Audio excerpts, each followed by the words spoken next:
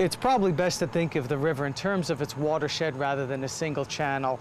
And the watershed is about 1.2 million square miles. It drains part or all of 31 American states plus 2 Canadian provinces, 41% of the continental U.S., and about 15% of all of North America.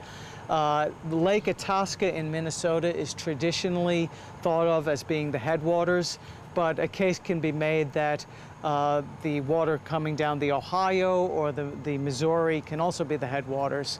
It's really for historical reasons that we think of that central channel going up to Minnesota as being the Mississippi River. This is the Missouri, which is the source of most of the sediment, the Arkansas and the Tennessee River over here. New Orleans is located here, and this is the mouth of the Mississippi. Everything below this area was created by seasonal flooding of the Mississippi. You're looking at the lowermost 200 miles of the river here. Here's the city of New Orleans, and then another 95 miles we reach the Birdfoot Delta, the mouth of the river in the Gulf of Mexico.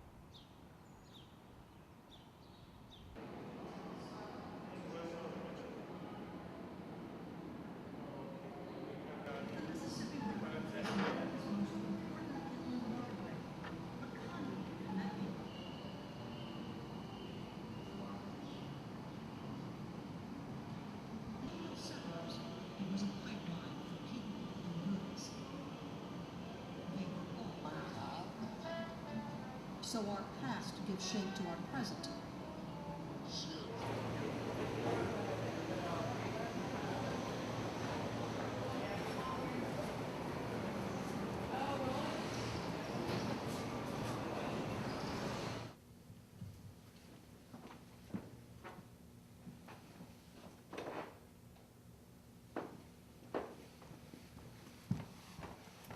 The people of Louisiana have had a lifelong relationship with the Mississippi River. The lands along its banks have been centers of population, and for the most part, there has been a very good relationship between the river and the population.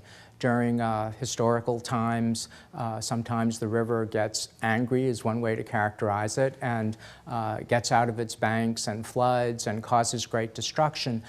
People have not only learned to control that to a degree that one can control nature, but to live with it, anticipate it, and to try to manage their lives around it. The book that we're seeing now is one edition of a publication called The Navigator. This one is from 1811, and it really shows how people used the river and how unfamiliar they may have been with it. The river just sort of stops in mid-continent. From here it appears to be somewhere in the vicinity of Memphis, Tennessee. It abruptly stops just north of the description of this whole territory, which the French named La Louisiane in honor of the monarch Louis XIV.